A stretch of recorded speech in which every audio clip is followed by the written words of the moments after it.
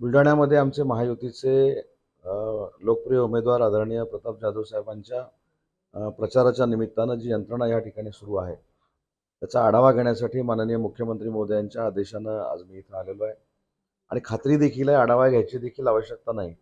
प्रतापराव जाधव शिवसेनेच्या धनुष्यबाण निशाणीवर महायुतीचे उमेदवार म्हणून लाखो मतानं निवडून येतील याची मला पूर्ण खात्री आहे. संजय राऊतांनी एक टीका केली की शिंदे गट जो आहे शिवसेना भाजपच्या अखेरीच्या भूमिकेत आहे. मला असं वाटतं की राजकारणामध्ये हीन दर्जानं किती बोललं जातं ह्याचं हे मूर्तिमंत उदाहरण आहे. त्याच्यामुळे त्यांनी अशा पद्धतीनं शिवीगाळ केली किंवा अशा पद्धतीनं अर्वाच्य भाषेमध्ये बोललो म्हणून आम्ही बोलावं ही काय महाराष्ट्राच्या राजकीय संस्कृतीमध्ये बसत नाही. आणि मला आपल्याला देखील विनंती करायचं आहे की गेले कित्येक महिने आपण दर 9:30 वाजता होणाऱ्या पत्रकार परिषदेची फारच दखल सगळे घेतात. ते अदखलपात्र आहेत. उभाठाला 4 जूनला देखील जनता नाकारणार आहे, हे निर्विवाद सत्य आहे. आणि किती त्यांनी आदळआपट केला, किती त्यांना पोटदुखी झाली, तरी 4 जून नंतर नरेंद्र मोदी साहेबच पंतप्रधान होणार आहेत.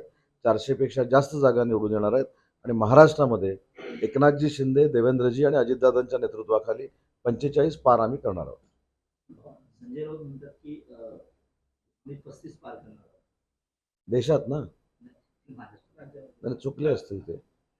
पण ज्यांना विरोधी पक्ष नेता मिळत नाही, ज्यांना स्वतःचा पंतप्रधान पदाचा उमेदवार नाही, ज्यांना स्वतःचं काय अस्तित्व नाही, ज्यांचे पंतप्रधान पदाचे उमेदवार होते ते वेगळे झाले, ज्यांच्या भारत जोडोमुळं अनेक राज्य पराभूत झाली, अशा अलायन्सकडनं फारच त्यांचा आत्मविश्वास.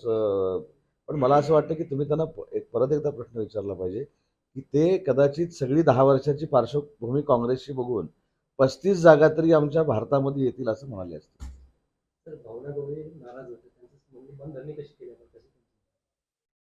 भावनाताई ह्या शिवसेनेच्या नेत्या आहेत, समंजस नेत्या आहेत. त्यांची भेट ही 2 दिवसापूर्वी मुख्यमंत्री महोदयांशी झाली. त्याचा मी साक्षीदार आहे.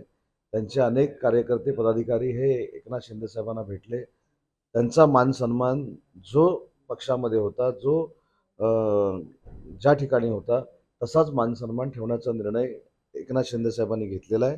आणि त्याच्यामुळं मला असं वाटतं की आजची पत्रकार परिषद ही पुन्हा भावनाताई सक्रिय होतील. त्या सक्रिय नव्हत्या अशातला भाग नाही. त्यांच्या मातोश्री देखील आजारी होत्या, मुंबईला ॲडमिट होत्या आणि त्याच्यामुळे भावनाताई आजपासून सक्रिय होतील याची खात्री आहे.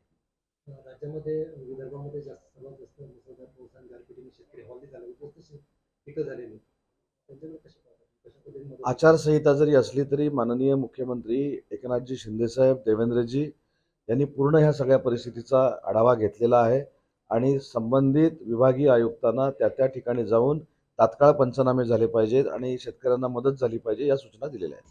नारायणवाणी म्हणतात की जे भाजपामध्ये प्रवेश करण्याचं आहे देवेंद्र फडणवीसांनी त्यांना रस्त्यामध्ये अडवलं आणि विचारलं की भाजपामध्ये या. जास्त मागे लागलं मी भाजपमध्ये आलो असं.